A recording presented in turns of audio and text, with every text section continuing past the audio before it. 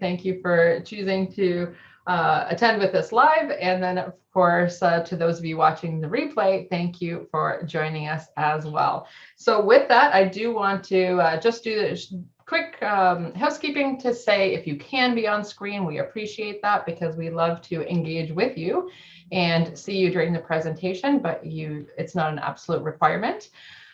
So you might want to be on gallery view and have the chat open. When you have questions, I know Carl is great at facilitating these things and will allow you time to ask questions, but at the same time, if you also want to put them in the chat, please know that I will be monitoring the entire event to serve you. So you have that option as well. Otherwise, if you could please mute out background noises, then we would certainly appreciate that, as of course, this is both live and the recording that we're doing today. So with that, I am happy to get us started. We're going to cross our fingers that all technology works for us today and every day moving forward after today. So with that, thank you again for joining us. Today's presentation is part of Selling on the Spot Marketing. And the event we're so excited to be bringing you is called Repurpose Your Content for Exponential Reach. I'm proud to have now partnered with Carl Richards. Many of you know and love through Selling on the Spot Marketplace events. And again, we'll be getting started in a couple of moments' time. Briefly, I do want to first introduce myself. For those of you that don't know me yet, I am Jane Warr, also known as Trainer Jane, and I am a communications and sales trainer and most known under the brands of Trainer Jane and Selling on the Spot. I am the founder and CEO of Selling on the Spot that started with the marketplace. Briefly, the company has grown over the last 6 years to serve you better, and we are not just the fun and profitable marketplace events, but a business training company, therefore bringing you events like we are here today. We also have 9 other divisions, including Selling on the Spot Masterclass to train you how to sell better in our marketplace events, the marketing division, which today's presentation is a part of, the Mastery division, which is a 3-tiered sales training series for you, the media training to help you pitch when on camera, and especially and including to the media, the Selling on the Spot Academy, where today's recording will go, where all of our past events are in recordings for you so that you can get them at any time on sellingonthespotmarketplace.com, as well as Selling on the Spot systems to help you grow your business through systematizing and putting things in order, especially over a 12-month period time. Selling on the Spot Money, bringing you financial training, Selling on the Spot Mindset, because your business challenges are often starting from personal challenges, and Selling on the Spot Resources, where we proudly share everything else that we bring for you on, again, our website, sellingonthespotmarketplace.com. So please definitely check us out. Please also know that earlier this year, we launched the Selling on the Spot e-market, which we're very excited about because we have given you that as a platform as well to sell your products and services even when not in the marketplace. So again, sellingonthespotmarketplace.com is where everything is for you. So with that, for those of you that are here with us live today, you get the benefit of being in the recording by introducing yourself, which as always, I do ask for it being your audio business card style. So please tell us your name in one sentence only. Who are the people that you serve? What is the pain or gain that you are helping them with? What is the solution that you provide for them? And what is the product or program that you help them with or through? So with that, I would love to get us started. Sue, let's go to you. If you could please introduce yourself, please. And you're on mute. Everybody, please unmute yourselves. That's going to be the catchword for Zoom recordings. I help you look, live, and feel better with plant-based products for your face, body, mind, and hair. Okay, short and sweet. Thank you for that. You said one sentence. I'm getting better. All good, all good. Thank you for that. Joe, I know you're off camera right now. I'm not too sure if you'd like to introduce yourself, but I wanted to give you the opportunity. Yes, sorry, I was choking. I had to get some water. Yes, please take care of you. And my husband's bringing up my lunch, so I may have to go off camera again for a second. So anyways, I am, what do? So I help women to transform their bodies instantly by having them step into our amazing shape and garment. When I say that, people think I'm a health coach. No, I'm not. I have a garment that you step into that literally will have a woman feel comfortable and confident in everything that they wear every day. Wonderful. Wonderful. Thank you for that, Joe. And then Kevin, go ahead, please. Please introduce yourself. Please unmute. Hi, my name is Kevin Coleman. I'm an author. I write books aimed at the Kindle Unlimited reader group. It's really just entertainment. My books are light, easy to read, but they do deal with current themes in life and in our society. Okay. Wonderful. Thank you for that. And two Colemans are even better than one. Want to acknowledge both of you being here with us today. So thank you for that. So for those of you that, again, are here live or watching the recording, please take notes wherever, whether that's pen and paper. Be prepared for fantastic training. I am so excited for this presentation because I too want to learn from Carl. He is the expert that we go to in regards to podcasting. So with that, Carl Richards has spent more than 25 years behind the microphone, entertaining and influencing audiences worldwide. He is a TEDx speaker and MC, host of the Speaking of Speaking, did I say that right? Speaking of Speaking, yeah, podcast. That one tricked me. And the founder and CEO of Carl Speaks.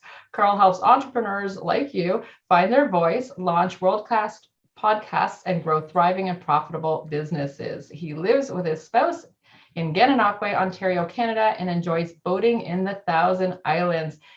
Carl, you live in such a beautiful area. I am envious.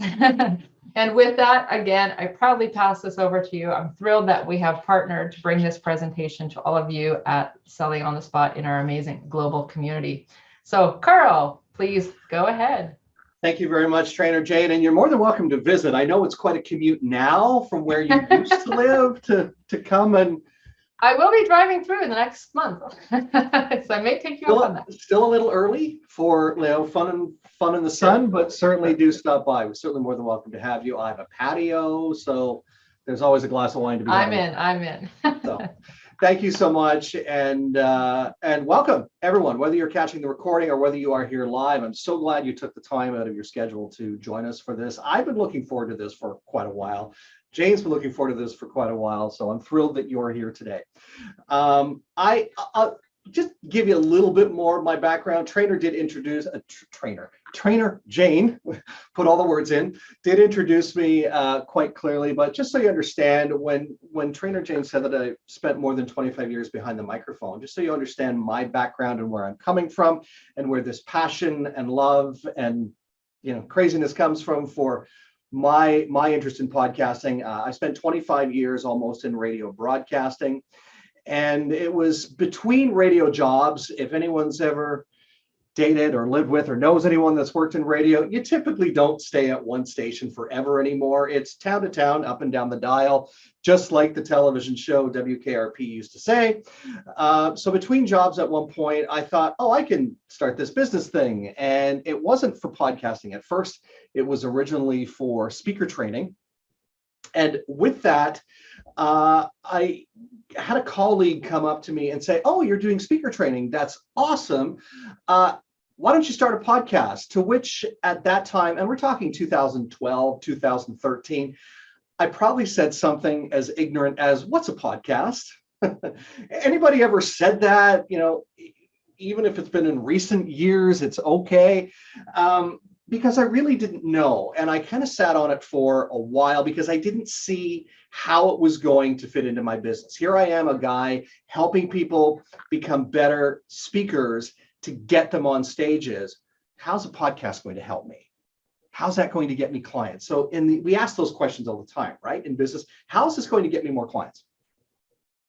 So it wasn't until I went to Toronto, and it was an event called the Real Estate Wealthy Entrepreneurs Expo or something like that. Tony Robbins was the main stage speaker. It was at that event that I attended one of the breakout sessions with a guy by the name of Sam Crowley. And he explained not only what a podcast is, but how easy it is to create. Now, mind you, he'd been doing a podcast since podcasts were in diapers. So of course it's easy for him.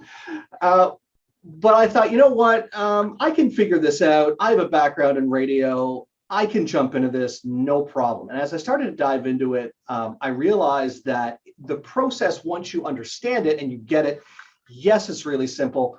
But if only more people knew about this, more people like you know, more people like Sue and Jane and people who are constantly creating content. What if you could create that content and have it ready for a podcast? So I launched my podcast in 2018. There's been no looking back. And when the pandemic hit, it was a great opportunity to hang up one set of headphones, buy radio ones, and put on a headset and help people launch podcasts. And it's been great since then. In doing that, I understand that also part of the challenge was helping people with their content, because we all have so much content in us. And we're sharing that content, most of us. I mean, everyone here, I think, or most of us here have attended Selling on the Spot Marketplace in some capacity. Jane's there quite often in numerous capacities. Are we really doing what we should be doing with our content to make the most of it? So that's what today is about, is how can you take that content you're already creating?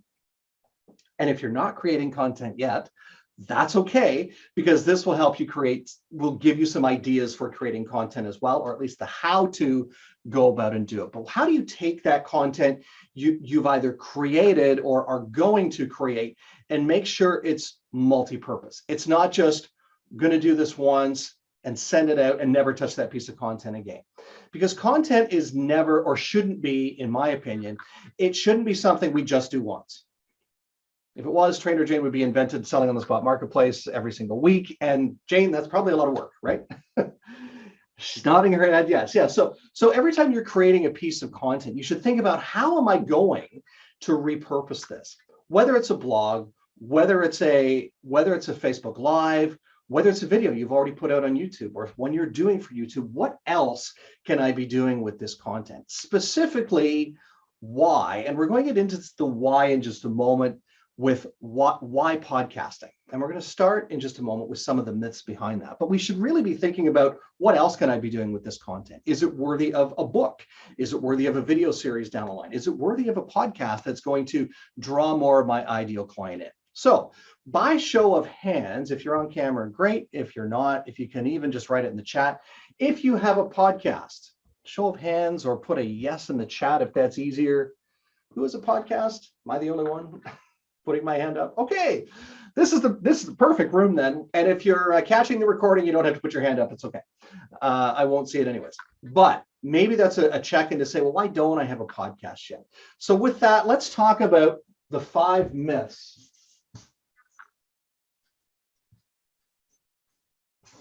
about podcasting, because there are reasons why people don't start. And the number one myth behind podcasting is the money myth.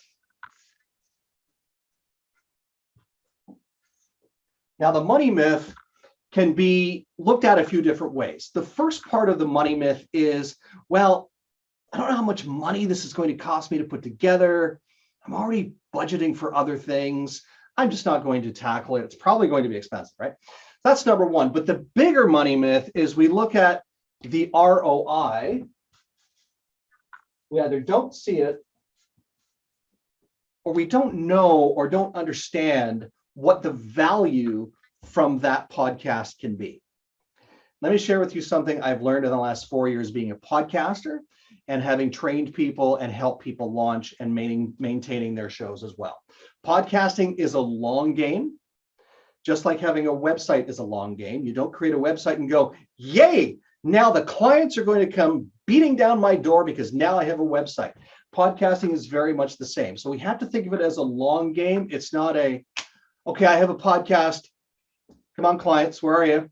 You know, we have to keep in mind, we're not Oprah Winfrey. We're not Tony Robbins. We're not Seth Rogen, or Joe Rogan, rather. So we need to do some building and some marketing to get there. But that's the first one, is the money myth, is we look at the ROI and sometimes we get a little bit confused by that. The second myth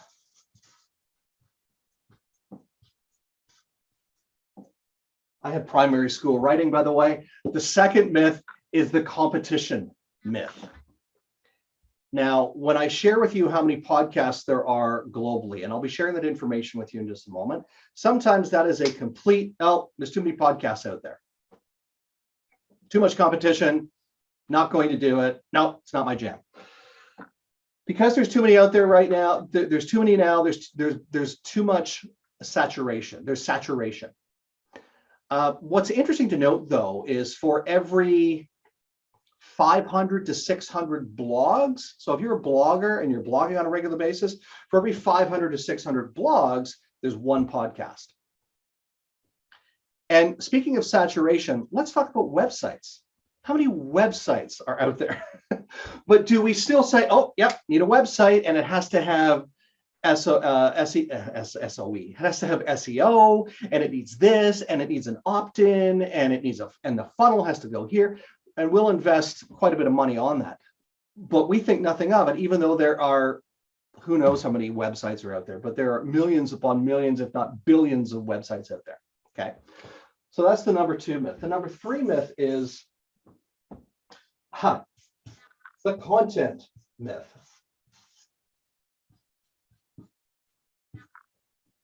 And the content myth, quite simply, is I don't know what to talk about. I don't know what to write about. I don't know how I'm going to deliver that content. And to go along with the content myth is also where we get into the headspace of, I don't know what to write about or talk about, and I'm also not very famous. I'm not worldly known. So therefore, who's going to listen to it? Bit of imposter syndrome there. Who's going to listen to it? And they're probably not going to listen to me. Who am I compared to Tony Robbins, or who am I compared to somebody else that's already doing it? Okay. Number 4 is what I like to call the tech myth. And the tech myth is a combination of, I don't know where to start, and it seems really complicated. Who can relate to that? I don't know where to start. It seems really complicated. When somebody says podcast, you think, oh my goodness, I need to set up a studio. This goes into the money myth too. I need to set up a studio with a bank of microphones and a mixer and a switcher and a panel of lights, like I'm in a Hollywood studio or something. It's too techy. Don't know where to start. Oh, and by the way, it's also not in my budget. I'm not seeing the value of it. They kind of tie together after a while. That's a tech myth. Don't know where to start. It's too techy. And the 5th and final myth around this is the time myth. Now, the time myth is a couple of different things too. Show of hands, who's busy? Well, I appreciate you being here today and taking the time out of your schedule to be here. And if you're catching the recording, I appreciate the fact that it was tough for you to be here, and I appreciate the fact you're catching the recording. But the time myth is, I either don't have time, or I don't know how much time it's going to take, and therefore, I don't know if I can fit this in. Okay.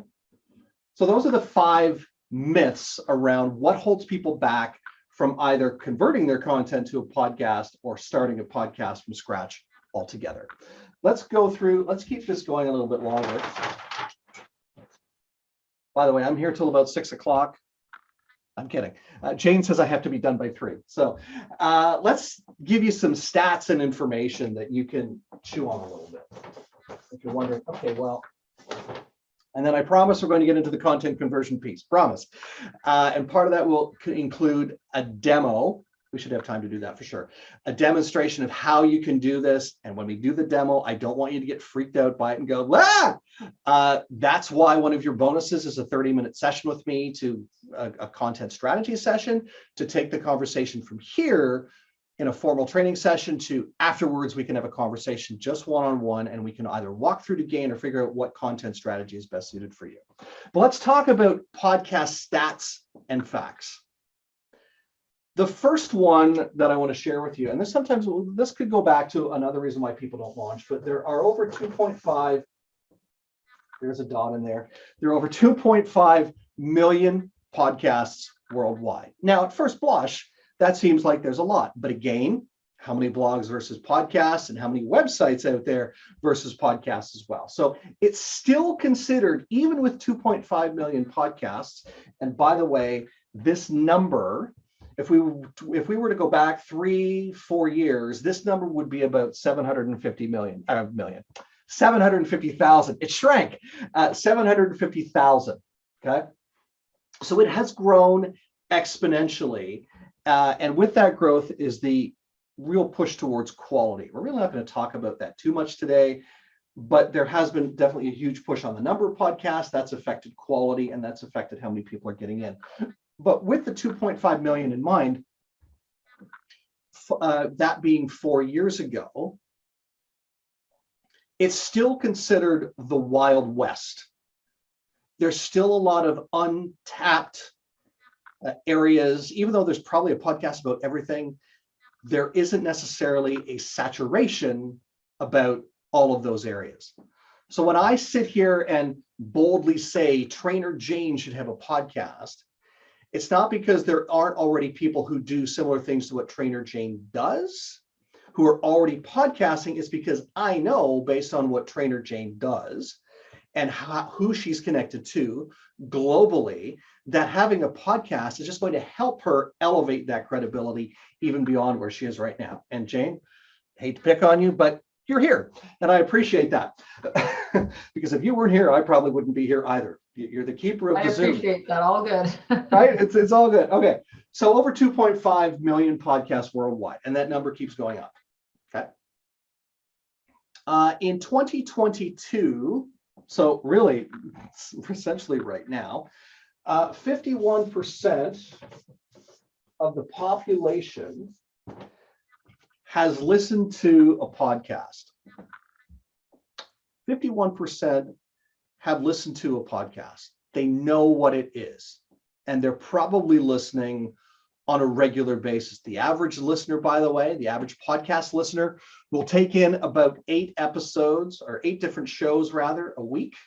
Some less, some more. If they're a junkie like me, then they're listening all the time. You know, it's one of those things. And 78% have at least heard of it.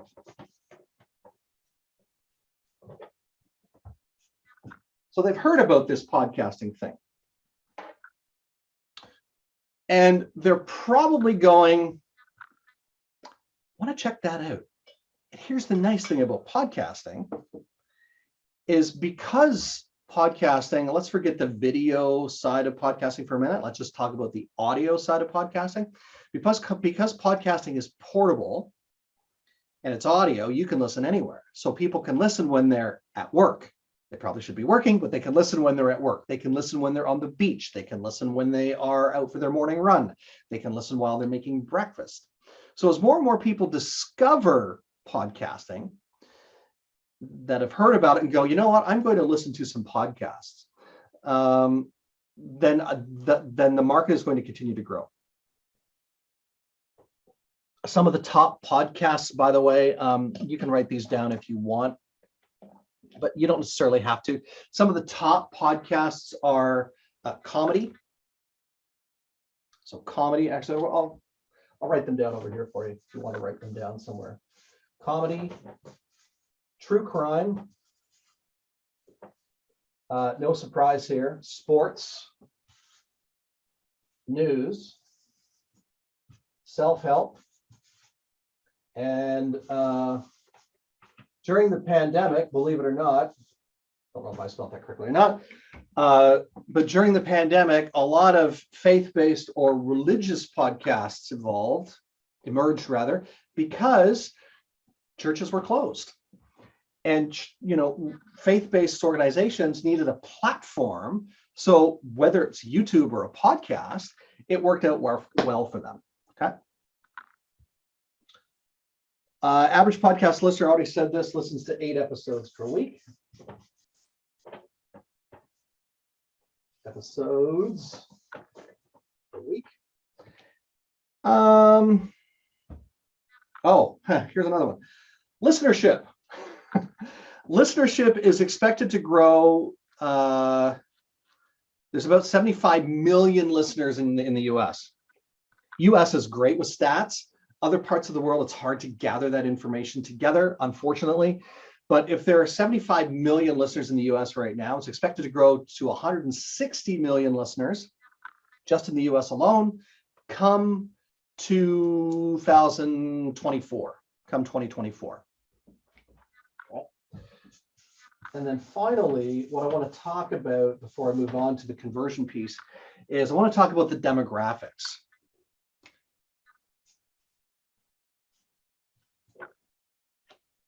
Without looking it up on Google, because Google's there and good for everything, an idea how many 12 to 34-year-olds are listening to podcasts?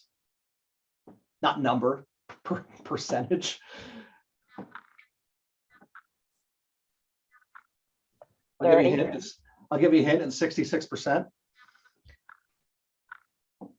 And some people say 12, that's a little, that's a bit young, isn't it? But you know, young people are exposed to technology at an earlier age than we ever were. So it's no surprise that there are 12, 13, 14-year-olds, you know, middle school kids entering high school, getting into podcasting. And there is content that exists that is geared at younger audiences.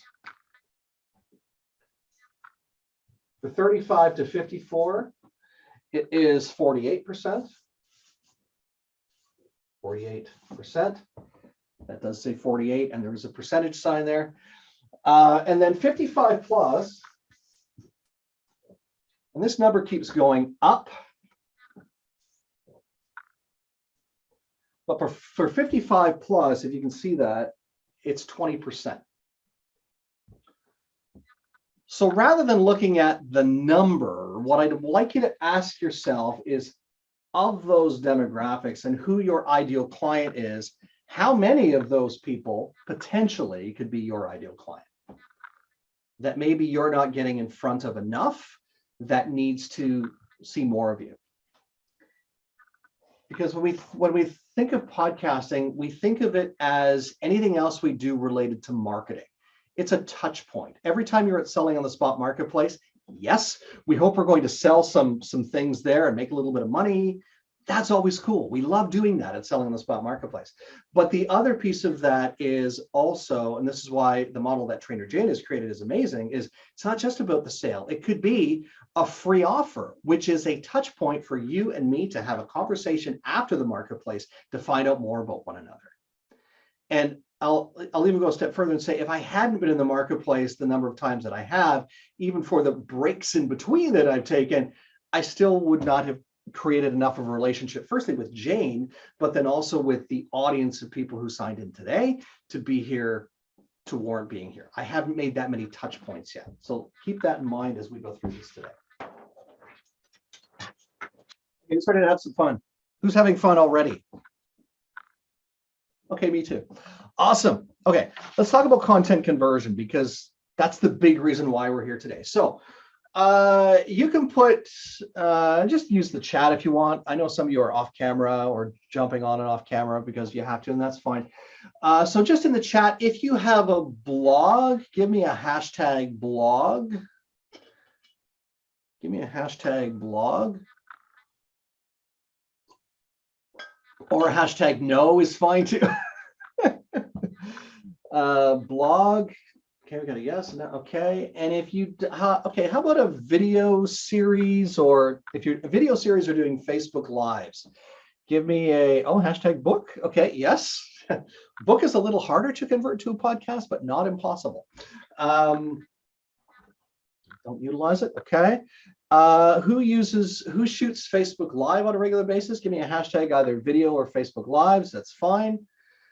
They're kind of one and the same, at least. I know they're different, but they are kind of one and the same, and you'll see what I mean when we talk about repurposing our content. Okay. So your content conversion, there are 4 pieces to this. And the first piece is, before you even hit go with your content, so before you click open your Facebook Live, before you start writing your blog, And I never used to think this way, by the way. So this is how my brain has been transformed over the last few years. I have a colleague who refers to this as Steve Lowell, who Trainer Jane and I know both know. And Steve Lowell refers to this in his trainings as a speaker trainer. He refers to this sometimes as random acts of content. When you're just creating content on a whim, we're not going to talk about that in great detail. But the main point I want to hit on is it starts with a strategy. So before we even go to start converting our content, we have to think of it before we get there. Mind you, if we've already created it, we're going to find out how to move it to the next step shortly. But realistically, it starts with a strategy. In other words, it's not just something we're doing at random. It's not just we're in an inspirational moment. We're going to flip open our phones or, turn on our webcam and go, here's some content. Because then it's harder to know where it's going to land. We need to, because we want our content, ideally, our content should be aimed at who? Our ideal client or our intended audience. Imagine if Hollywood movie producers or television producers just randomly threw content out there. I know sometimes it seems like they do, but they really do have an audience for whom they're targeting. So one of my, I don't know if it's a favorite show, but it's a show that I've become addicted to, and I can't wait for season 4. And it is called, it's called Stranger Things. And if you've watched Stranger Things, Sue, you're smiling. Have you seen Stranger Things? No? Okay. I think I have, but I think Kevin needs to confirm because I'm terrible. I think I have. Okay. So Stranger Things, based on based on the storyline, it is set in the 80s, I believe. 80s, early 80s to mid 80s. And you can tell by the music, you can tell by the costuming, you can tell by the sets that they use. So it's definitely a throwback to me because I grew up in that era. But anyways, it's also very sci-fi, and I'm a sci-fi junkie too. So it's definitely aimed at me. But if there was, a show that had just random content and go, you know what, today it's going to be a baking show, and then next week it's going to be something sci-fi, and then the week after that it's going to be something, totally bizarre and different. It'll be a Western themed thing. It's hard to know how you're going to watch that and how you're going to consume that content because it's not geared at a specific audience. Okay, so we need to know who our audience is first, and that's why the strategy. The second part of that is the creation piece. So what are you doing to create your content from the beginning so that it's easy to deliver and then therefore easy to convert? So how are you creating it? What are you doing to create it so that the steps you're going to take to repurpose it are easier? The third stage is what I like to call the curation stage. So we have creation, which is your writing phase. You're creating it from the beginning. But then there's the curation of that content. And the curation is important to also make sure it's part of your strategy. So again, when you go to repurpose your content, you're not recreating it. You're just curating it a little bit and then moving on to the next step. Let me give you a good example of that. Audio and video are very different.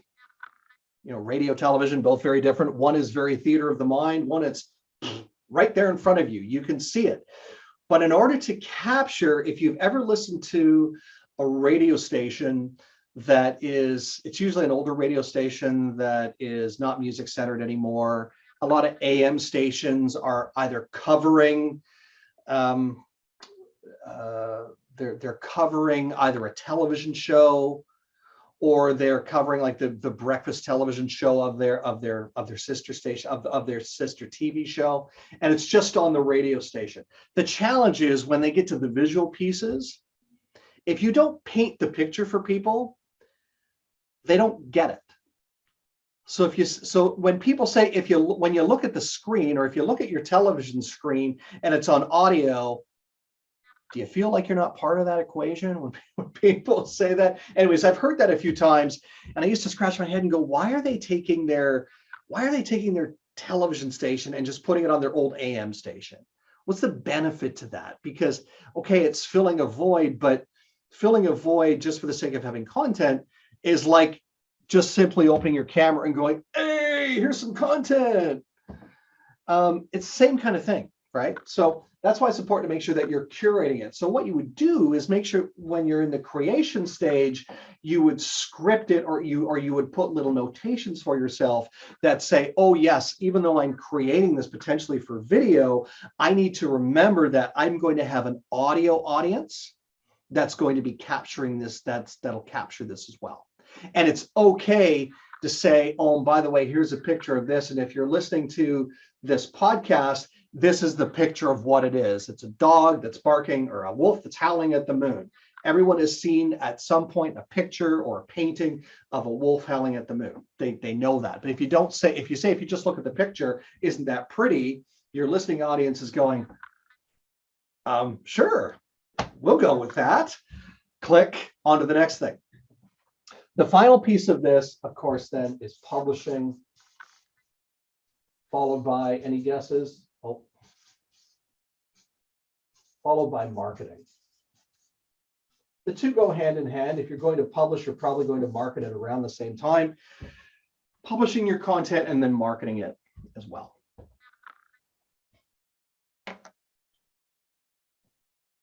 Any questions on anything I've shared so far? If so, please unmute. You're too kind. Go ahead and ask any questions. No questions? Okay, excellent. So I see a number of you are creating content using video or Facebook Live, which is great. I used to do, well, I still do, but I used to do Facebook Lives every day. And that was how I got the word out about a lot of my content. And I didn't stop using Facebook Lives. When I shifted and pivoted my business to focus more on podcasting, I focused my Facebook Lives more in the group. I don't know if that's right or wrong. It's just where I like to put most of my time. But I still do Facebook Lives. And one of the things that I discovered in this process fairly early on when I was doing Facebook Lives, and as part of the demonstration, I'll show this to you in the next half an hour or so, is how you can grab that piece of video and how you can repurpose it. It's pretty cool. And I actually had to, because I hadn't done a Facebook Live in my personal page for a while, I had to go back and grab something. Okay, that's how you do that. Right. All right. I remember that. So, but if you are doing video, it should be a very similar step as well. So let me share with you, let's start with the blog. Let's start with the blog to podcast piece first.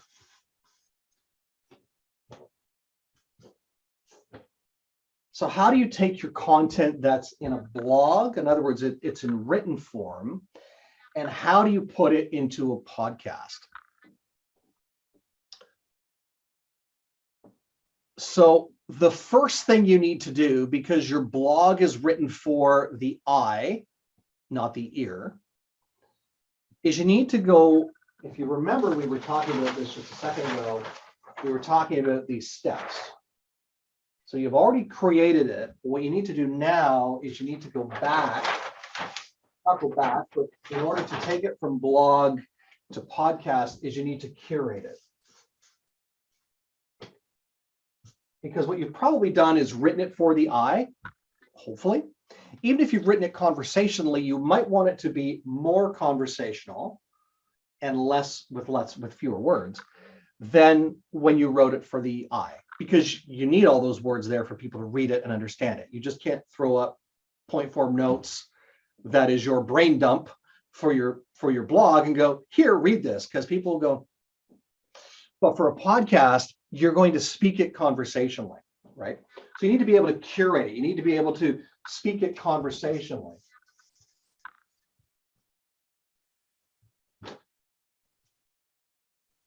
And that means probably making some point form notes.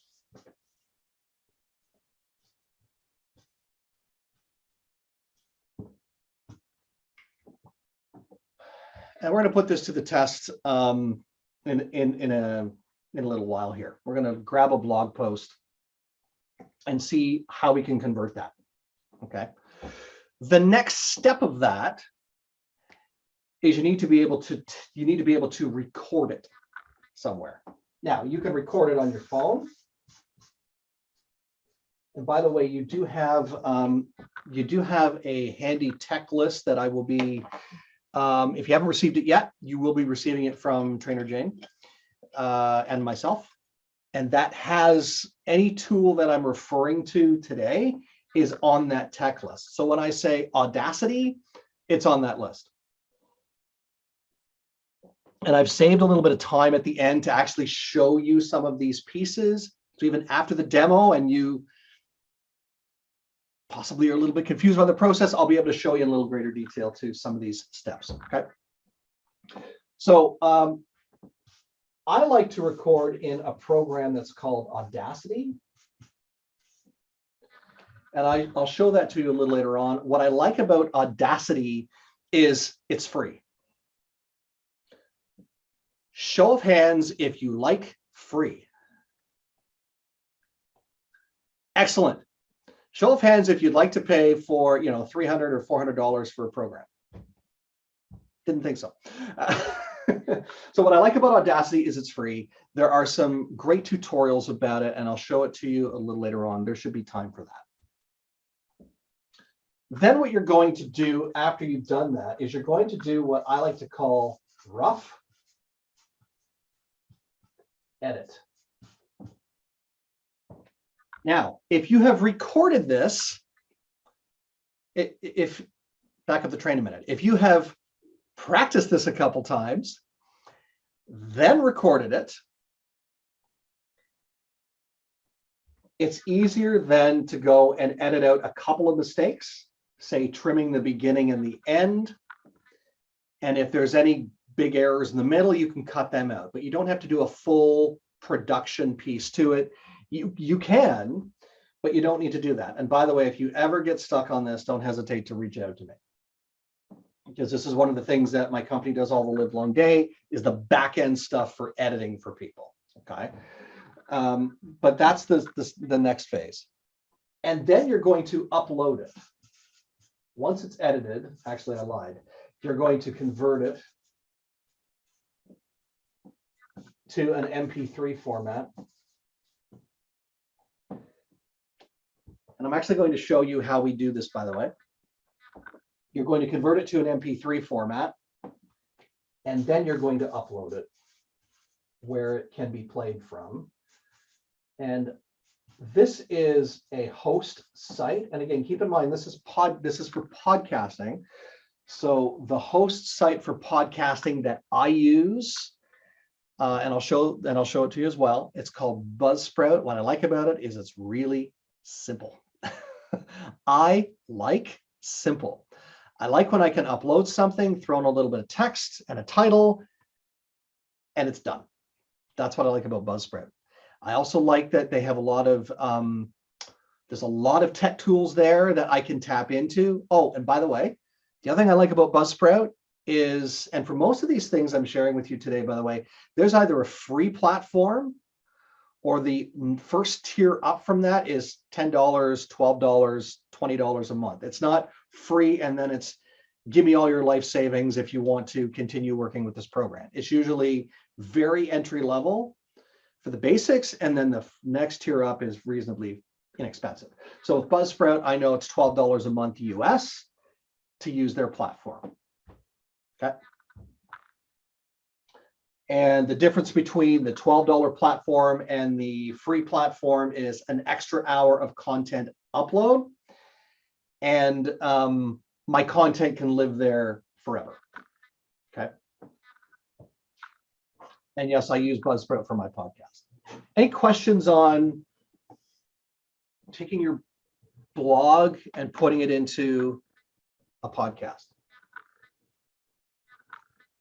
Does anyone have a question? And if so, please unmute. Now, we're on Macintoshes, so I understand GarageBand works equally well as Audacity for Macintosh users. Absolutely, it does. Yep. Is that one only for Mac, just since it was brought up? Yes, I believe GarageBand is only for Mac. But that's why Audacity is great, because it's free. And that doesn't matter whether you're I use Audacity. I actually don't, I'm a Mac user. I don't use GarageBand, which is weird. But I use Audacity because it's a very user-friendly program for audio editing. That's why I love it. Great question, great answer. Yeah. Some people have the full, what do they call it, Adobe suite. And as part of the Adobe suite is Adobe Audition, which is their video audio editing software. Adobe Audition back in the day was called Cool Edit. Before Cool Edit, guys like me working in radio used a razor blade and electronic tape. Snip, tape it together, snip, tape it together. It's true, that's how we used to edit tape. Technology is a wonderful thing. It's really saved time, but created another layer of, how do you do that? Okay. Let me show you the simplest method. There's more steps to this, but you'll see what I mean when it is the simplest method.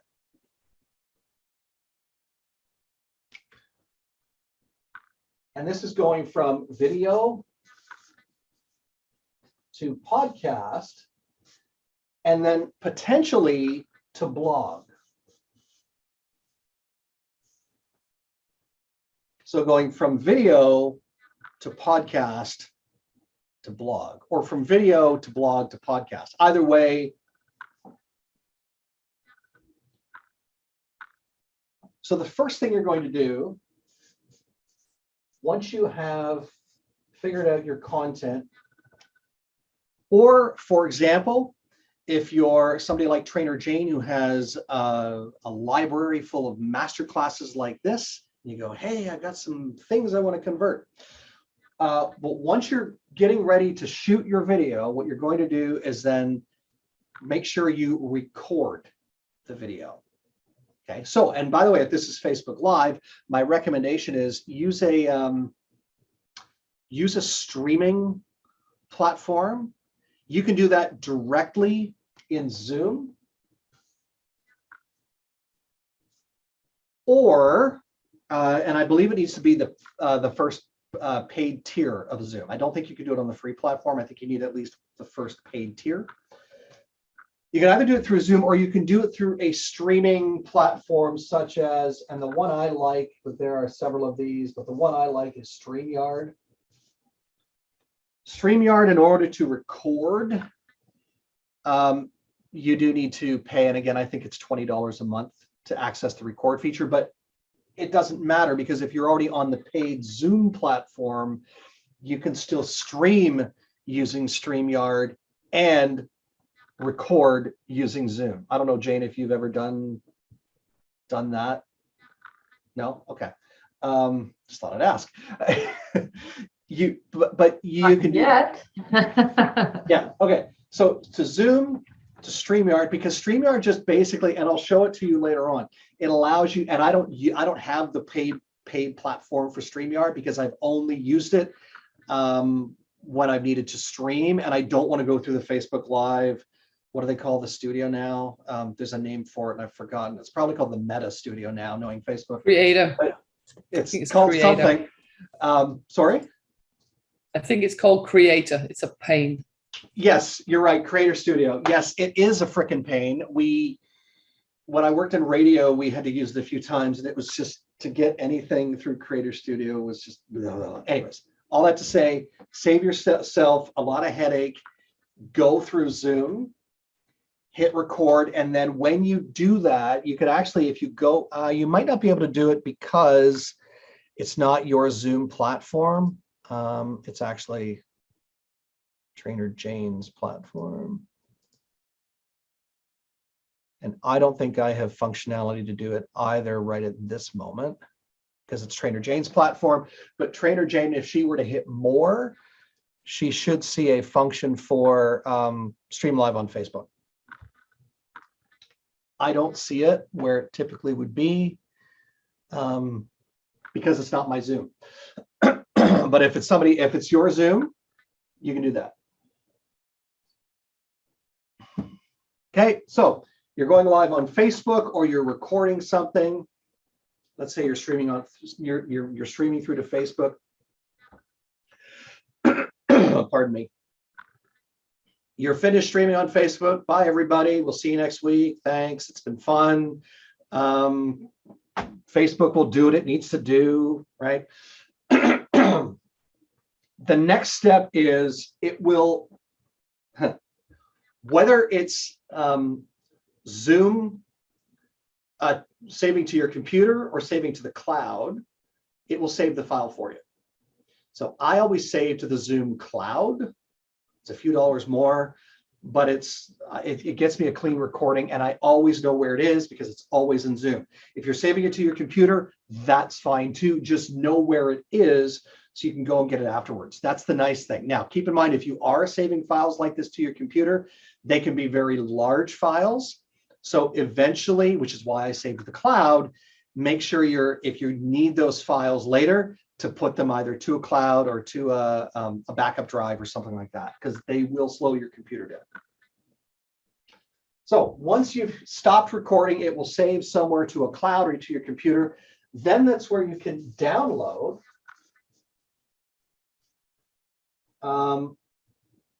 There's two ways you can do this. I'm going to show you both ways momentarily. You can download the MP4 or the M4A or both. So the MP4 is the video. The M4A is your audio. So if you only need the audio, so you already shot your Facebook Live video, it's in the Facebook Live world, now you're going to create a podcast, all you need is the M4A. But some people still might want to put their video that they've created on Facebook somewhere else. YouTube, Vimeo, wherever you want to put it, your website. That's okay. Okay. And then the video, you're going to take the video and you're going to put it into either, well, there's a few different ones, but there's Movie Maker, there's iMovie. If you have another, if you have a higher tiered studio, if you have Final Cut, or I use one called DaVinci, but later on I'm going to show it to you in iMovie, because even though I don't use iMovie, all of these editing programs are all very similar. Okay, even though I don't use iMovie, I did a test of it last week. It's fairly user friendly. The first time you do this, you'll probably pull out your hair and look like me. That's okay. For most of you, it'll grow back. For me, still waiting. It's growing back. I just can't say where. But for DaVinci, it is a higher end program. If you want to test drive it and have some fun with it, if you really want to do some cool things with video, you can do that. iMovie and Movie Maker, though, very straightforward, very simple. Okay. Now, the audio, you can also edit in iMovie if you want, and then convert it to just an audio file from iMovie. Or if you're only working with the audio file, you can take the M4A piece, are you still with me? And put that in Audacity.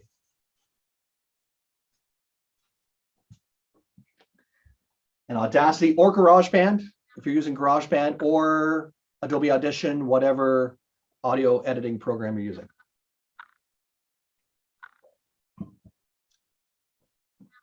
Now, here's this word again. Rough cut. Anybody know why rough cut? And firstly, anybody know what a rough cut is? I think I maybe explained it sort of, kind of, but anybody know what a rough cut is? Anybody want to know what a rough cut is? Tell us, Carl. Tell us, Carl. Tell us.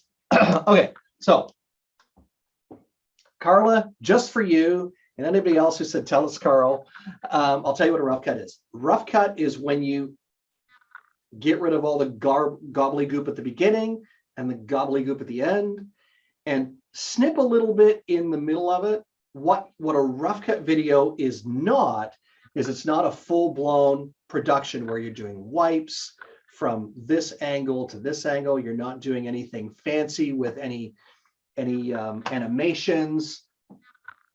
It's kind of like if you were to create a PowerPoint presentation and just did straight text with nothing fancy, no swirly dupes, no, it's going to come flying in here and wiping out here. Rough cut is just exactly that, rough cut. Now, you can do a lot with rough cut because you can still put music in afterwards. You can still have an overlay, which is like, so for example, if Trainer Jane was doing this for some of her master classes, she could have that Selling on the Spot Marketplace logo as a piece of artwork at the beginning that fades out and into a, hey, it's Trainer Jane and welcome to another master class. She could do that. That's getting a little bit fancier, but for rough cut, it's just literally cut, look for all the mistakes I want to clean up a little bit, get rid of those, and then I can send it on. So rough cut audio and rough cut video. Audio, you might want to clean up a little bit more, but definitely the video, you can do the rough cut. Then you're going to export. And again, the audio is going to be an MP3. And again, a lot of these movie programs or video editing programs will say, where do you want to export to? Now it'll say it's going to export probably to your computer somewhere, but it'll export it knowing that you're going to upload it to YouTube or to somewhere else as well, okay? Some of them give you that option. So either MP3 or a movie file, or an MOV is typically what they call that. So for the video, it's either an MP4 or movie, and for the video, so this is audio, and this is video. Video. And then it's as simple as getting it onto a podcast platform, which again, I'll show you that momentarily. Which is, in my case, I use Buzzsprout. By the way, here's the nice thing: if you're following along, you have a checklist of this that will be sent to you. So even if you're not sure of the steps, these will be the basic steps for you after today.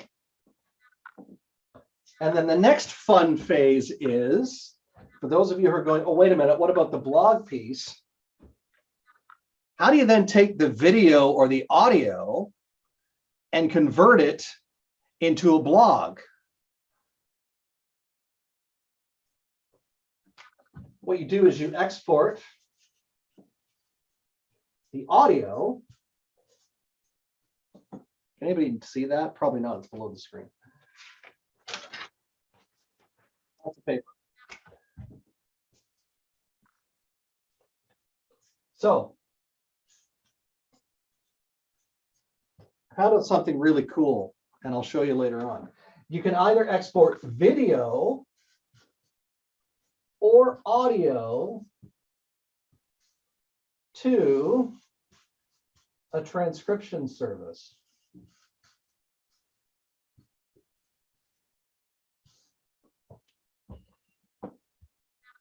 And guess what? This is where you say what? What, Carl? Guess what? The transcription service It's free. is free. But it also has a paid platform as well. So if you know you're going to be uploading a ton of audio or video, you can pay a little bit for it, or you can get it for free. And the one I like is otter.ai. And yes, it's on your handy tech tools list as well for software that you can use. Okay. Otter.ai. It's very simple in the sense that you take either your video or your audio, You put it in there, you wait, go get yourself a cup of tea, you come back and there is your entire video or audio piece now in written form. How cool is that? Now, what you do is you go, oh, well, now what's the next thing we need to do? Anybody? It's in otter.ai. It's spit out this lovely piece of transcription from your video or your audio. Any guesses what you need to do next? Clean it up and make it into a PDF or a blog post. Yes, you need to curate it for blog, which means you might need to make it a little less conversational. You might need to take out the hi and welcome to this, you might need to clean up that part. The chunk of it though is going to be your content, so you can tighten it up and then you can post it to wherever you post your blog. Or if you're creating a piece of content that is going to be part of a newsletter, you can do that too, or both.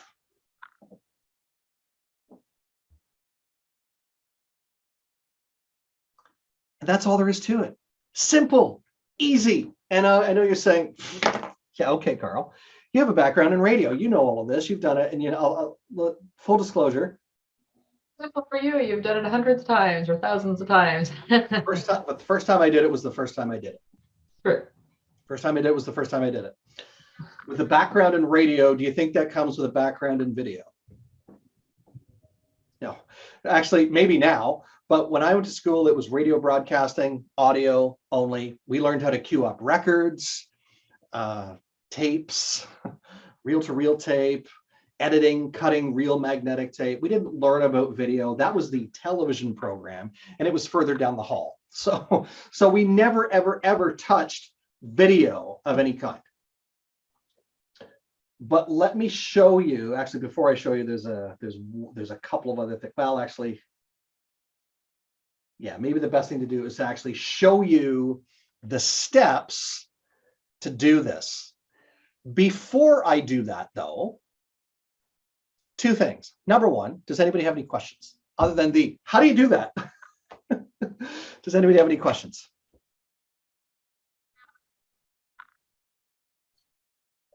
Absolutely. Chris? I still have a cassette player.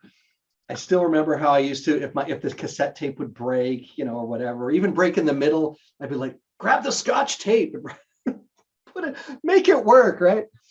But you're absolutely right. Anything going from analog to digital, it's a learning curve for sure. Having a knowledge of one thing or how something works on the front end, needing to know how it can work for you on the back end is going to help you, and it will over time. Remember, podcasting is what? It's not a short game, it's a long game. It will save you time. The first time you do it, it might seem a little bit daunting. What's nice is, again, everything's free for the most part. If you make a mistake, it's okay, because it's not like if you delete something from your computer, say a Word document, and you go, oh shoot, now I got to create it from scratch again. No, because you'll still have somewhere an original that you can go back and start from scratch and start from the beginning phase, as opposed to I got to redo the video and start it right from the beginning again. But before I carry on, are there any questions? Other than how do you do that? Second question is, we are at 10 after 2. Does anybody need to quickly refill their water glass, use the bathroom? I can give you 5 minutes to do that, maybe 6. Would that be generous? I know Jane doesn't do this during the marketplace. We could do that. We could go to I would appreciate it. I don't know if I should do it. Jane doesn't do it for you in the marketplace. I don't know why I should. I'm just kidding. If you need to refill your glass or use the washroom, certainly go ahead. If you're hanging out, we can chat among ourselves. Perfect. Thank you for that. Yes, if any of you want to take the break, go ahead. Otherwise, I'll hang here with Carl. And I wasn't sure if we should actually call for a break. I thought, you know what? All good. Okay. All good. Yep, all good. Thank you. Yeah, I'm loving this already, and it already is not too much, but close. For my capacity. And that's why it's very easy for me to write it down and say, do this, do this, do this, do this. The proof is if I can show you the steps, and again, if this was a full class, we were going to do it and work to the very final point, but I'll show you by sharing the screen how we can do this. What is nice is every device we're talking about is on the Handy Tech Tools guide, or every program rather. I didn't put on that list. I didn't put microphones. I didn't put headsets, nothing like that on there. If you do need to look at purchasing additional gear for that, if you're looking at doing, for example, if you're a blogger, you know, I want to record and I want the video or the audio rather to be really, really clean. Again, that could be part of your strategy call with me after today, is to figure out, okay, what additional equipment might I want to invest in to make myself to continue to look and sound good for my clients. Yeah, great point. Great point. Jane, you have a microphone you use, correct? I need to replace my current one, like literally today. I plan to order one because right now I'm not even plugged into one because it went kaput. Oh, okay. So it's had some use then. What do you use typically for a microphone? Well, I don't even remember what it was called. I'm terrible with that kind of stuff. It's not one of these guys, is it? It's smaller. Mine's physically smaller and all silver, but right now I'm going to blank on what brand or any of that. Okay, that's fine. That one I showed you, by the way. Looks like I might be the only one here. You and I might be the only ones here. Everyone else left us. They went or in the recording. So actually, I'll show you a game because it will be in the recording. If you're looking for a microphone that is fairly user-friendly, high quality, but it's not like a broadcast microphone that costs you thousands of dollars, because some of them can be very expensive. This one's called the Yeti. This one's a Blue Yeti. It actually is Blue, I think, is the brand. Blue is the company, Yeti is the brand, I think. Anyways, Blue Yeti, and it really is blue. It's very simple. I don't have it plugged in right now just because it's more for recording directly, but it has little knobs on the back. So whether you're recording solo or whether you have guests or whatever you're using the mic for, the volume switch on the front for your headset. And then this is what we call a cough button or a throat clearing button. That's what that is. And that's it. And then it plugs in. It's basically a USB with a little tiny connector there. And your headphones plug in right there. So it's got some weight to it. It's probably 3 or 4 pounds. So is that kind of an average or a very good one to recommend for everyone watching this? I would say, good question. And for everyone watching, and it only sells for, where's Forbes Riley when we need her? And it's this one. This is, I would say it's average. It costs a little bit more. The investment is a little bit more than the cheaper ones you can find on Amazon. You can find some really good ones on Amazon or from Best Buy that are a little bit cheaper. And by a little bit cheaper, these go for about $199. Typically, you can find them for $129, $139. Canadian or US, just so everybody listening knows? Canadian. Okay. So US might be $120, $130 regularly. Nice. And then on sale might be $80 American. You can buy cheaper ones. This one is nice and sturdy. That's what I like about it. It's sturdy. It'll sit right on my desk, and I never have to worry about the quality of the microphone. The foam cap on it, I believe, is sold separately. So it's a couple, and this is like $3 or $4. And it just gives you a little bit of, it's called a wind screen. So because if you're recording outdoors, or it cuts down on the breathiness. The other piece to go with that is, where is it? Here it is. This thing, and again, these are fairly inexpensive too. They're about $10. This is called a, I know what I call it, but it's not what it's really called. What do you call it? A spit screen? It's basically, yeah, it is a spit screen. Oh, it's a pop filter. And it cuts down on the p's and the b's and the k's. Oh. It cuts down on the hard consonants. And when you're recording, the amount that I record, especially when I'm doing voiceovers for other people's podcasts, as well as my own, it's very easy to get the p and the p. It's deafening, it's ear splitting, especially when your ears are trained to. Anyways, it cuts down on that. And these again, so this combined is less than $200, typically on sale, about 150 Canadian. So 120 American, roughly. Great. Okay. Thank you. You can get them cheaper. But again, I always think of how long is that going to last me? That's what I always think about is how long is it going to last me? And if you do, after today, if you do have another question about technology, any of this technology, that can be part of our session as well. Wonderful. Thank you for that. All right.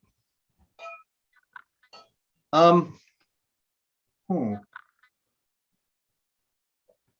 I want to do the demo first? Yeah, I think I want to do the demo Yes, first. please. You're like, yes, please do it.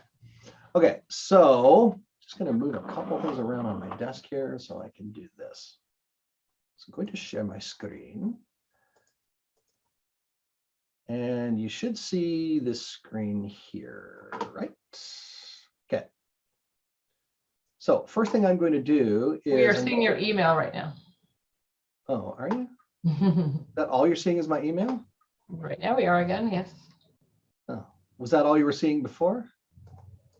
Yeah, okay, now a Google screen. Okay, now we're on a Google screen. Okay. Okay. So here's what we're going to do. We're going to go into my folder. And we're going to grab— oh, look, there's Trainer Jane and I doing an event today. Who knew? Oh, look, there's another trainer. Okay, so this is what I mean about— now this is a throwback a couple of years ago. And I actually did a redo of this. So what we're going to do is we're going to go into the actual video and we're going to grab it. We answered questions about vocal fry. We've answered questions that sounded very tired shooting that. We're going to turn me off because we don't need me on. But when you go into the actual video here, so this is— so if you've recorded your Facebook video, so this is taking it right from Facebook. Okay. If you've taken it from Zoom, that's another step altogether, and I'll show that to you momentarily. But if you've recorded this Facebook Live, you go, oh, I really want to use that video. I want to turn that into a podcast. Or I want to turn it into a video series or something. Click these three dots here, and it says, what do you want to do with this video? Do you want to download it? Do you want to transfer it? Do you want to delete it? If you hit download, it will then download to your computer somewhere. Mine downloads directly to my downloads folder. I know exactly where it is. Okay. So again, these three dots here, when you click on the actual video, and I made that mistake of being in this stage and being like, what is it? This the three dots? And the download feature is not there, right? No, it's not. So you have to physically go into the video. Practice. We've answered questions about PowerPoint presentation. Turn myself off again and again. Go to download. It's now in my downloads folder. Okay. Now, if I was in Zoom,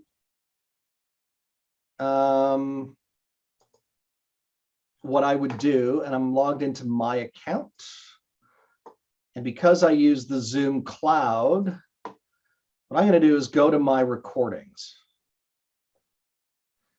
And then what I could do is, if I know what the recording is, I can grab the recording. Now, here's the cool thing. Whether you save your recordings to the cloud or whether you save them to your computer, the process is essentially the same. Might look a little bit different depending on what your computer is like.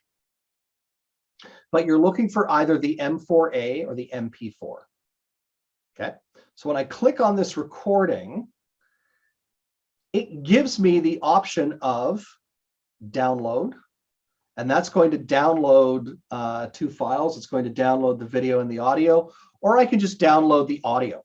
So if I know all I want is the audio, I can download just the audio. So quite often when I record podcasts, that's all I need is the audio. Even though we're on camera recording, All I need is the audio. My podcast is audio only. Okay. So what I'm going to do is download, and this is a different piece of video, but I just wanted to show you where you would find that video in Facebook. So I'm going to download this one.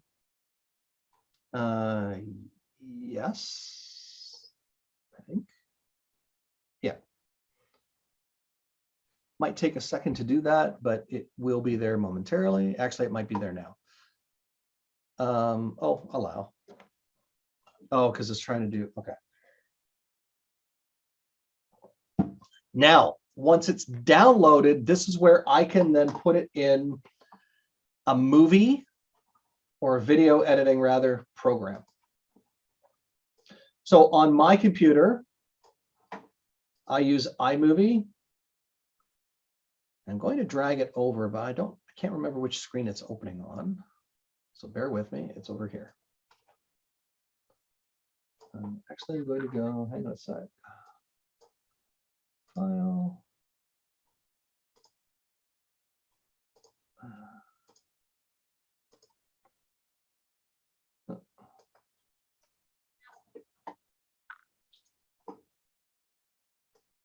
So this is iMovie.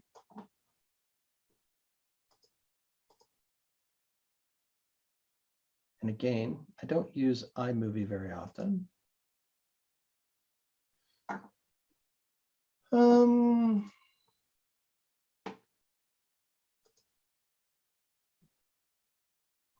I kind of want to start from scratch, and I can't remember how to do that.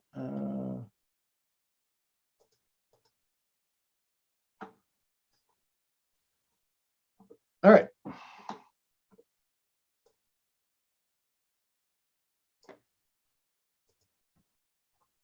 It's not letting me do a new event. Yeah.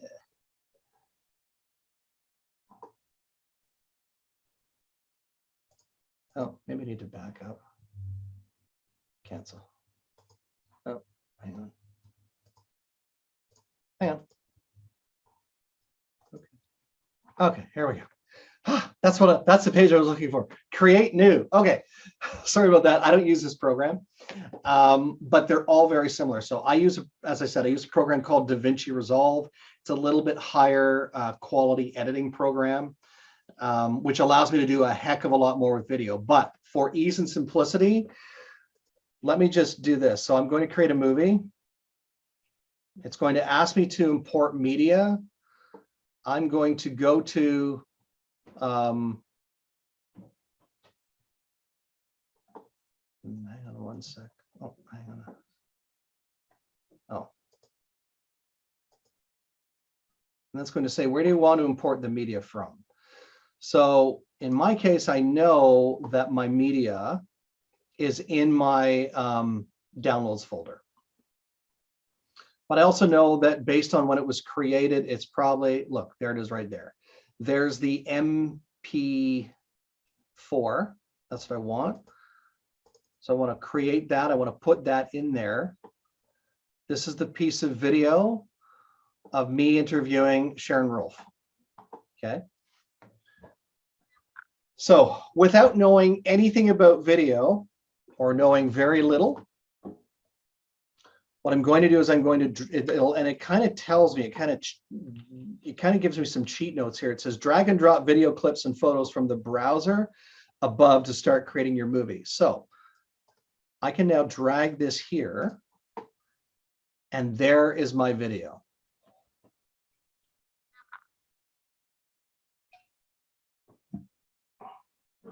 Again, this is if you really need to do the video piece.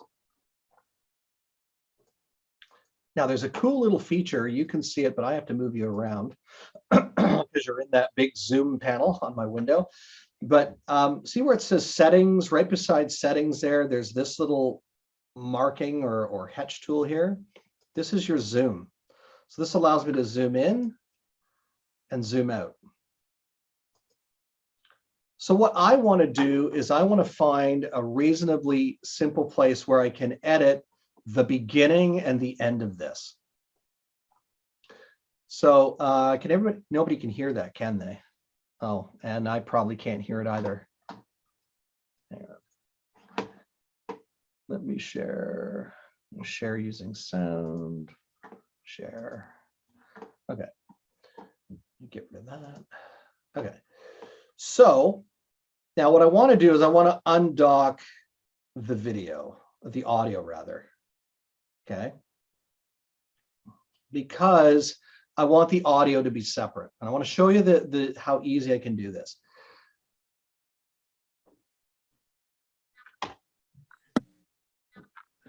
That's exactly the way I. Everybody hear that? Okay, good. When I scroll through it, when I just run my mouse along here, it allows me to just fast forward through. It's not really stopping anywhere. It's just when I move the mouse. When I play, I like to roll when I'm recording this. That's so when we I are can here with share. That's when I can kind of figure out where I want to do. Here's the nice thing though. I can scroll and just roughly find out where I want to be, or I can grab this little upside down triangle here. And you notice how it's snapping right against it? I'm not forcing it to stop there. It's snapping right against it.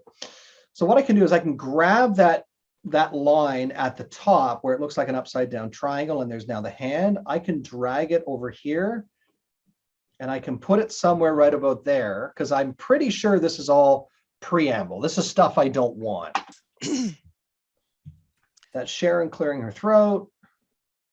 Are you all set? Yeah. Cool. Okay, here we go. Thank you, Matt. I always start my podcast by saying, thank you, Matt. If I want to get a little bit, if I want to zoom in a little more, I can zoom in on my zoom tool a little bit here. I can drag this back a little bit. And then to cut this, because this is a rough cut, okay. And again, this is where you might want to afterwards, or as part of our session together, we can review some of this, but it's either a Control B for blade or Control C or something like that to basically, so it's either Control, or in this case, I think it's, yeah, it is Control. B means blade, but it might have actually cut it. It didn't, it's only cut the audio, but that's okay. Oh, I know why, never mind. What I did was I split it. In order for it to work properly, this is why I don't use Movie Maker. I figured it out. You have to highlight both sections. You want to cut both. If I use the Windows keyboard, because I have a Windows keyboard, and hit B, now it's separated it all together. So this piece is separate from this piece. This is a piece I don't want. And then to delete it, I either hit backspace or delete on my keyboard. And in this case, I hit backspace. Thank you, Matt. Yes, it is another edition. So now that piece is absolutely gone. So now I'm going to zoom out a little bit. Oh, maybe not quite that much. Wanted to go to the end because at the end is where I say goodbye to Sharon and we stop the recording. So same thing, I'm going to highlight both of these pieces. And by highlighting, all I do is I click on the top one and then I hold down Shift and click on the bottom one. I'm not going to go through a deep dive in the editing feature here. I'm just showing you some simple, very quick edits here. So I know if I put my cursor here. Me, Carl. And remember, get out there and own the platform. It's the end of what I want. So now I know if I highlight that again. Oh, it's not letting me highlight. Hang on. There we go. And then I know if I hit the Windows symbol, it might be Control, might be Alt and B. Now this is the piece I don't want. I hit Shift, I hit Delete, and now it's also gone. And there we did. We just did a front end, so the beginning and the end of the show. So it starts like this. Thank you, Matt. Yes, it is another edition of the Speaking of Speaking podcast. I am so thrilled to. And the very end piece, I'm going to zoom in so you can see it a little more clearly. Oh, maybe not quite that zoomed in. Okay, there's the end of Sharon. And remember, get out there and own. Oh, snipped it a little bit too much. Here's the nice thing. Here's the nice thing. If you do snip it too much, this is knowing something about this program, is I can drag it and I can extend it. So I can hold, drag, and extend Yeah, I think I might have snipped it, but then I did something else to it. Now what do? Well, now you have an episode ready to go. You can upload that without doing any other rough cuts in the middle. You see where there's a few spaces here where there's some dead space. I might want to edit that, where she's, nodding back and forth. And I could go through this whole piece. It's 20, I think it's about 29 minutes. It would probably take me, first time doing this, by the way, it took me about 2 hours to edit my episodes like this. Doing just video, just audio is much easier. You're not dealing with video. You're only dealing with the audio piece. Okay. So now what do? Well, now you can export this. Just give me 1 sec here. So to export this, I would go to File. I would then go to Share. And I would say, well, where am I going to share it to? What kind of a file do I want to share? Do I want to share it to YouTube? Do I want to share it in an email? I said, no, I'm going to share it as a file. And then it's going to say, okay, well, now what? Okay, it's going to say what it is. It's 720p. If I want HD, that's another feature, but we're just going to do this. And then it's going to save it to my documents as a movie. So I could actually call this test 1, and then I can hit save. Now, the other thing I can do is I can just export the audio. And that will allow me to then take the audio to do that. But instead of showing you that, what I want to do is I want to show you some of the other programs as well. Because I want to show you, just in the interest of time, I want to make sure that you see as much as possible. But if all I wanted to export was the audio, share, should actually say file, might actually say, should say somewhere. No, it doesn't. Okay. I think there was a drop down there, Carl, where it says format. And you can just, if you do it, you did again. And there's a place to say that you wanted to do it. It was in that little box that came up. This box here? No, the next, just do what you did before. And there you see format, video and audio. I think you can change Oh, it yeah, there. you're right. Sorry. Yeah, you're right. Sorry, I didn't notice that. Yeah, you're right. This is why, every program is different. DaVinci is much, much, much different. It actually has it where you can, and it puts the little logo, you can upload it to Vimeo or audio only or YouTube. It gives the YouTube symbol. And you're like, and we're very visual people, right? We tend to be very visual. A lot of people are visual. They see the golden arches. They know that's McDonald's. They don't go, is that Harvey's? No, they know it's McDonald's, right? They get that. So, all right. So now, podcast test audio. So now I know that's going to my documents. Everybody still with me? Okay, excellent. Now I can close the library, and we already found out that this will stay there. It's already going to take care of some stuff there for me. So I've got that. I've got the MP4.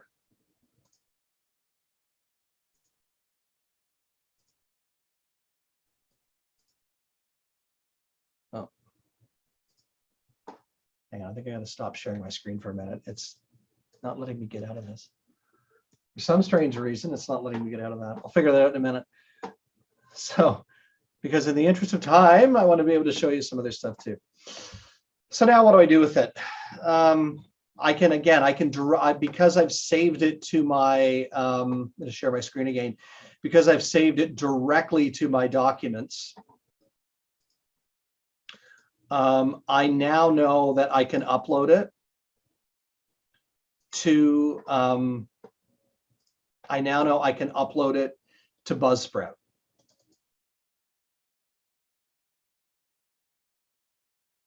Okay, so to upload to Buzzsprout, I'm going to show you what Buzzsprout is.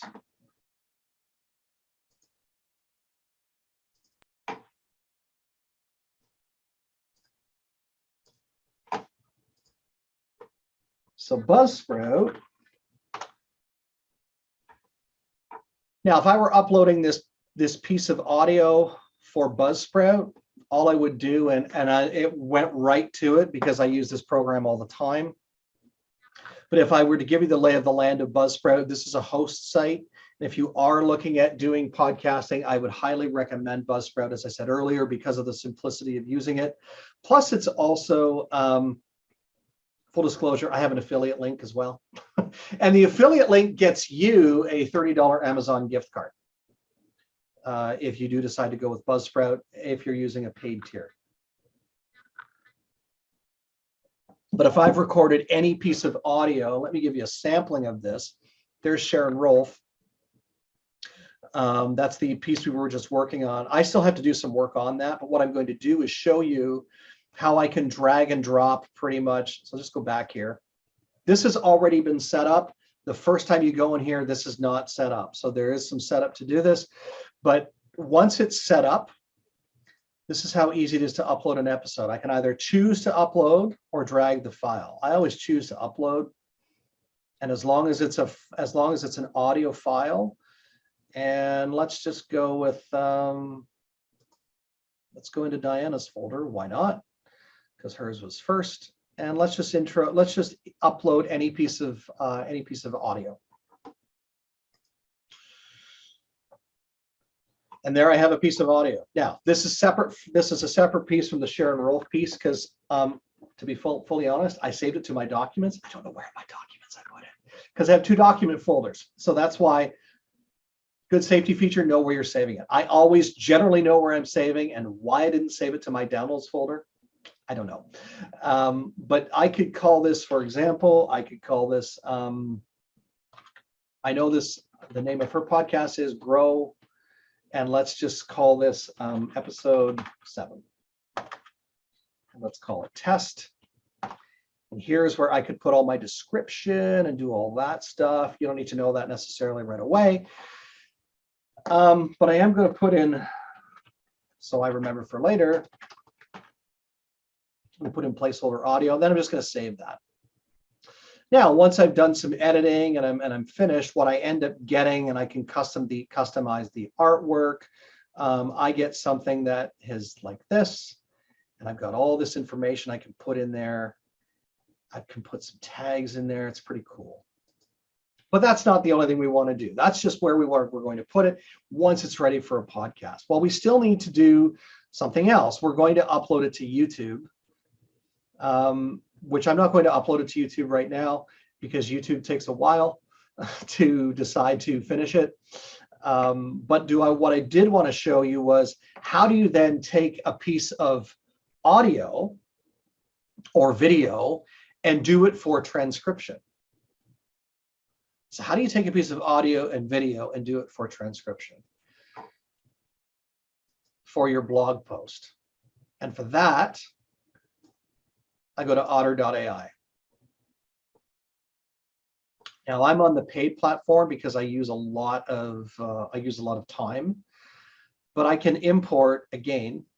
I can go to my files, and it's going to say, well, what do you want to import? Well, let's import, just for the sake of discussion, let's import this because it's a nice short piece. And I know it won't take that long to render because it's nice and short. And then I can go to the transcript. Now, this will look exactly the way it's supposed to look. Oh, yeah, notify me when it's ready. It's processing. It'll take a moment to finish. But any questions on this so far? Actually, what I can show you is an existing piece. Go to my home screen. Yeah, that piece is processing.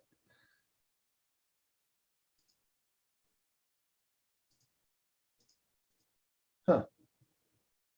Where's all the other pieces I have? I should have more than that in here.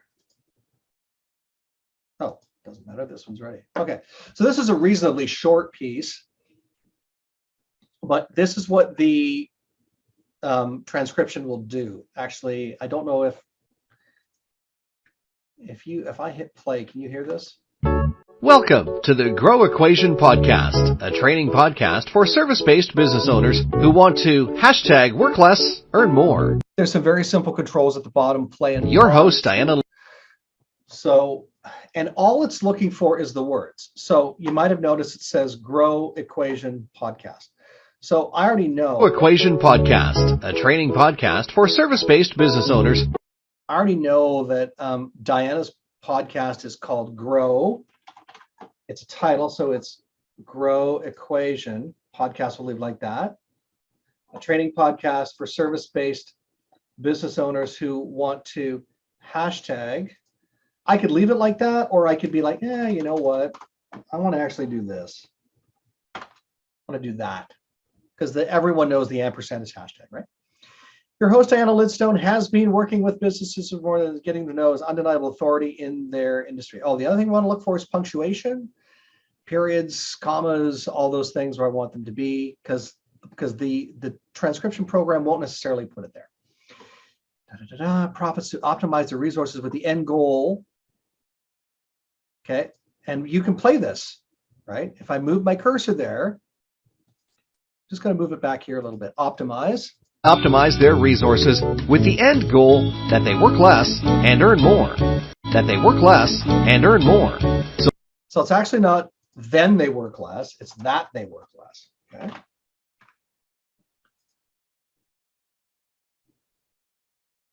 Okay. So if you're ready to do this, then stop. Now I already know because I voiced this. Stop, exclamation point, and then this is a brand new sentence. And you'll hear what I mean, because I'm going to back it up a little bit and then I'm going to hit play. Differently, then stop. Stop folding laundry or running on your treadmill, grab a pen and paper, and let's dive into today's episode. So that's just the intro, and that's just a small piece I've just played with a little bit and curated. However, now what do you do with it? And you can edit and play with it in here, which is pretty cool, because now you have a transcription for your podcast.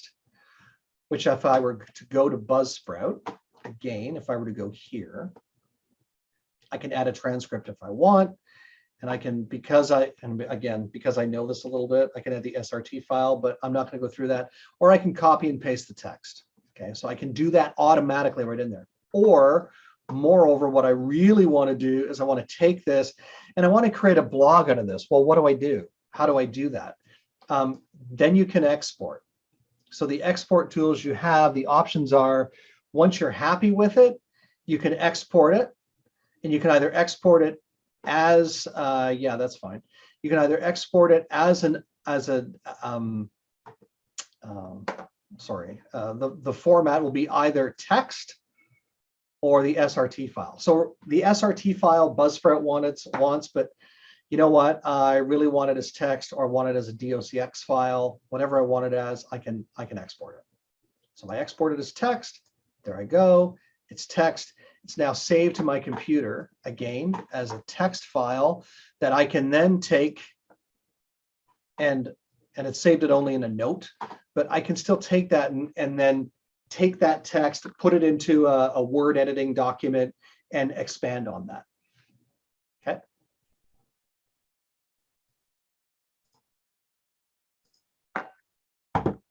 Any questions? I know, simple, right? And as I said, once you've done it a couple of times, I personally like, I'm actually going to show you what I like. How are we all doing between feeling great and feeling a little overwhelmed? And I know because it's recording. Yeah, and I know because it's technology, it can seem very daunting. So I appreciate your patience with that. I think that was the first time for many of us seeing all that. Anybody with me on that many moving parts to that? Yeah. So just remember that you're all going to be getting the recording within a few business days of today. And of course, you all get an appointment time with Carl as well. So for the one-on-one support that you require as well. Yeah, absolutely. Make sure you do that. But the other thing I wanted to do while I have you here, one of the things I promised you is to show you some platforms that aren't necessarily used. The first thing I want to do is show you the Audacity program for just audio, because Video, as you can see, there's a lot of moving parts to it. Audio, what I want to show you is I want to show you Audacity. I also want you to know that if you're really wanting to start a podcast, I can help you with that and help you with the ease and the transition, whether it be you don't have the time to do it, you need somebody to do it full time, I can help you with that. Or if you need a program, I have a I'll actually share some program information in just a moment, something I have coming up. But somebody has a question. Go ahead, Kevin. I have a question. When you put it up on Buzzsprout, do your listeners have to have Buzzsprout to listen to it, or how do your listeners listen to the podcast? Thank you. Yes, I'm glad you shared that. Let me just share that one more time so you can see it, because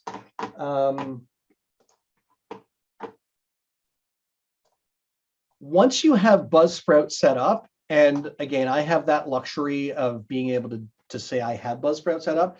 Getting it set up does take a little bit of time.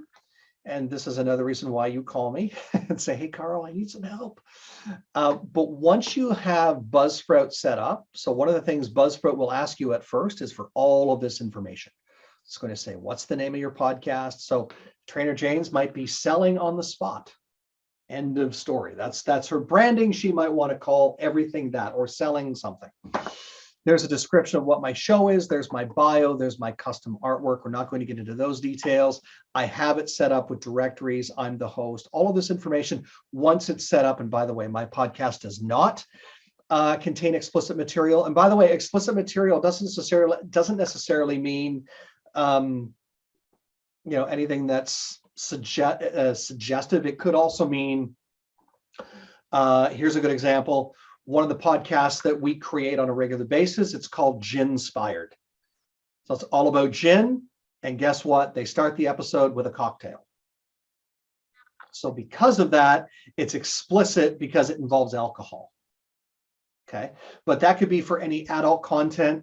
If you have clients or you have a podcast episode that's about, I don't know, human sexuality, that would be an example of an explicit piece of content. Okay, so you have to click that button. Mine is not ever.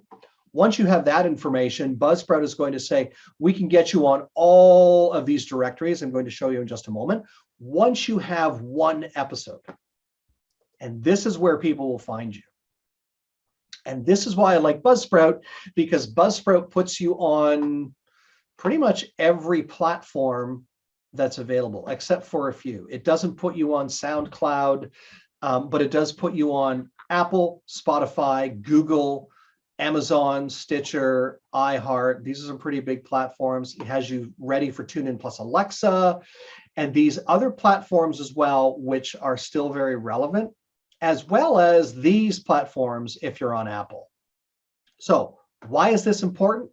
Because even though the big players are Apple, Spotify, Google Podcasts, maybe even Amazon, guess what? In some parts of the world, Apple and Spotify are not the be all end all. But another platform might be. And that's how, and this is not to impress you, it's just to impress upon you, when I go to my stats and I go to, where do I go to? Not apps, but that's one of them. Download more stats. I can actually show you regionally where people are listening. Apps and devices, locations. This is where in the world people are listening to my podcast. And again, not to impress you, it's just to share with you that I have obviously a lot in North America, thankfully, but I have some in Europe, I have some in Asia, I have some in Africa. And again, the numbers are small. I don't know why Oceania's got, oh, there's none there yet. Okay. But I have 21 in Asia. It's not even, it's a little bit of a blip, but I still have an audience that's spread out all over. And then that's only the last 5 episodes. All episodes, the numbers will change somewhat. Yeah.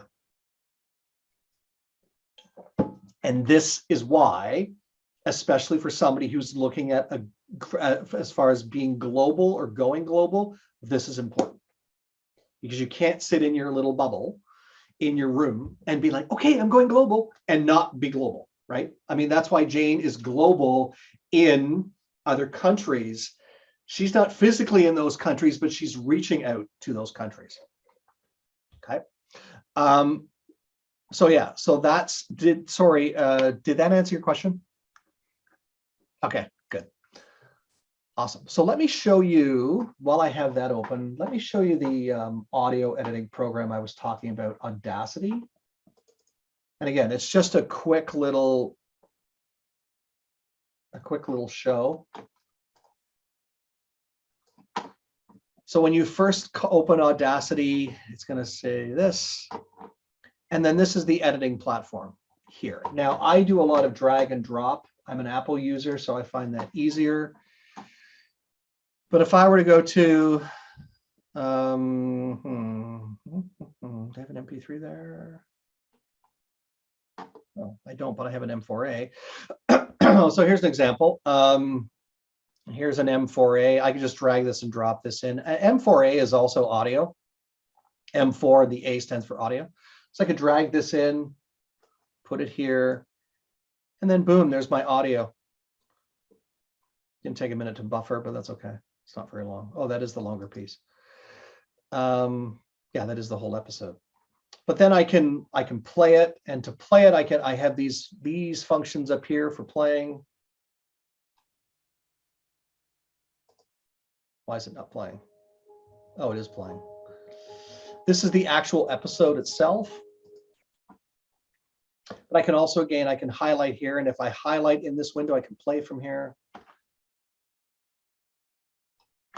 About that, we discovered that their life, and then it's very easy to edit. I'm not going to show you the editing features, but the controls are very simple. Zoom in or zoom out, I guess it would be. Zoom in to make it smaller, and then when you zoom in, the more you zoom in, the easier you see these chunks of audio become to edit. as if been there, done that. And again, I can get rid of this. I'm not going to do a quick editing tutorial for you now, but if I'm highlighting this by holding and dragging to the right with my mouse, and then even if I just hit delete, and again, I know this is a little bit of information overload, I just hit delete and I've already removed that piece. Now, it doesn't mean anything until I export the audio. So if I ever wanted to fix it, I could just go edit, undo, and it's back there. But then, yeah, then to export this, unlike what we're taught with a lot of other programs, it's not a file save, it's a file and then export. And then you decide you want to export it as an MP3 or a WAV. An MP3 is a little bit smaller, which is good if you're exporting a lot of audio, and it doesn't really distort the quality that much. But that's what I like about Audacity, is it's very user-friendly. And the other thing I like about it is there is a boatload of tutorials for this.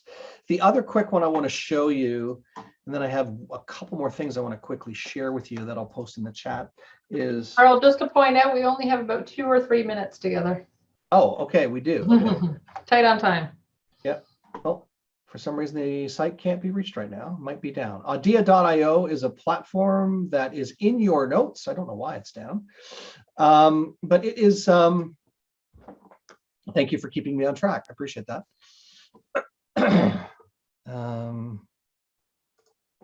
So what I'm going to do then, just as we get set to wrap up, because Jane, I want to make sure that I am respectful of that time. Are there any quick Yes. questions from anybody?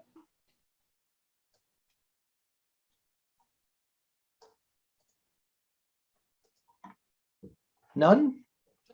Go ahead. If you Carl. have, sorry? No, just go ahead. Okay. If you have questions, here's a great place to get them answered.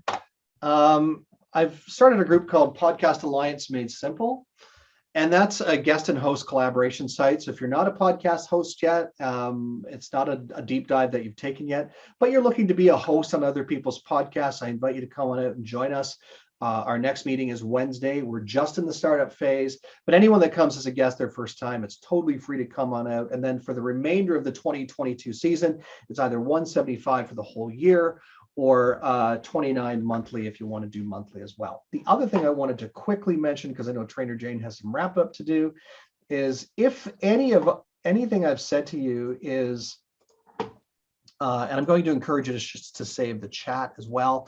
But if anything I've said to you is of any interested and you're like, yeah, you've convinced me, I'm ready to start the podcasting thing. I'm having a hard time copying and pasting this, Jane, to be quite honest. Sorry. Is I do have a couple spots in my program still, which is the 60 Days to Launch program. And what we have you doing is we have you getting launched in 60 days, hence the term 60 days to launch. I don't know why it's not pasting, but what I'm going to do is paste in. Oh, you know what? It might be lengthy. Zoom has put a cap on the number of characters you can put in at a time. Oh, okay. What I'll Maybe do is if you I'll cut type it in it. half or something. No, what I'll do is I'll type it in the chat. 60 days. 60 days to launch. It's a launch your podcast in 60 days. And we go through a number of different things from all of the technical stuff that we just went over. We go through that. We go through content creation and content curation. We go through all of that hosting site, Buzzsprout stuff. We go through all of that. Here's the thing. I have a coach that says it's worth about $6,000. If it's something you'd like to take advantage of because you're here today, it's $1,500. Here's the catch. It's by invitation only because it's already almost sold out. Good problem to have. So if you think this is a program for you, it'll never be offered at that price again, especially when you have a coach that says it's worth way more. If you are ready, and yes, you'd like to see yourself launching a podcast by the end of the spring, because by the way, we start on April 13th, reach out to me. Let's have a call together.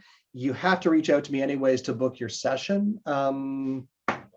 Actually, I have to share that with you. So Zoom is 1,500 Canadian, just for clarity, or US? 1,500 Canadian, yes. Okay. Yep. Far less for Americans. Yep, it's a bargain for our American friends. There's the link.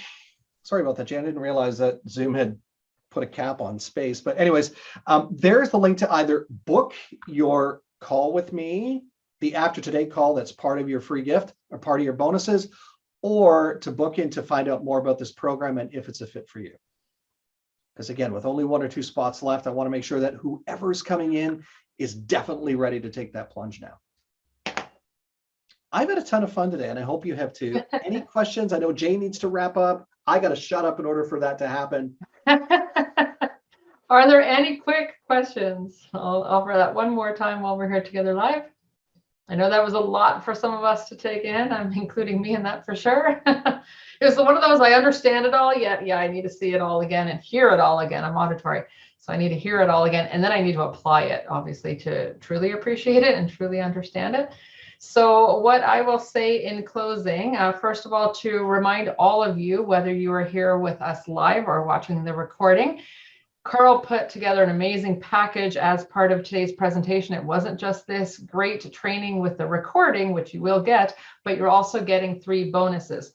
The first one was the content conversion checklist that you already mentioned, which has a $50 value, the handy tech tools list he mentioned, which is another $50 value, and the 30-minute content strategy session that he has mentioned also that he has bonused to you, which is a $125 value. And he just gave you the link now to book that. So please share some appreciation for all those bonuses. Please be taking him up on that. And again, watch for the recording. We do generally ask for a few business days. Please give us some patience as my team converts that, because guess what? It's not me. I don't do the video or audio or any editing. I have a team that does that, but it will get to you next week at the latest. And please review the recording as well. And do not hesitate to reach out to Carl. Do not hesitate to reach out to me with some questions. We'll make sure that, of course, all that gets back to Carl. Again, he is the go-to in the Selling on the Spot community, and that's why I'm so proud to have partnered with him and brought this far more than a teaser, loads of content, but again, obviously it had to be a snippet of information. And for those of you that are interested in moving forward with him, the 60-day program obviously is a fantastic opportunity for all of you with his wonderful, deeply discounted offer as well. Carl, any final words? Yeah, just one final thought is, you probably heard this many times, if not now, then when? now's a great time. Launching a podcast or getting that content in a podcast form, great time would have been about 20 years ago, 10 years ago, last year. Now is a great time if this is the first time that you've thought about it, or if something I've said today has sparked you. Let's have a conversation about it. And thank you, Jane, for inviting me into your community to share. Wonderful. Again, thank you to all of you that participated with us live or watching the recording. Carl, one more time, thank you so much for this fantastic presentation. I appreciate you all.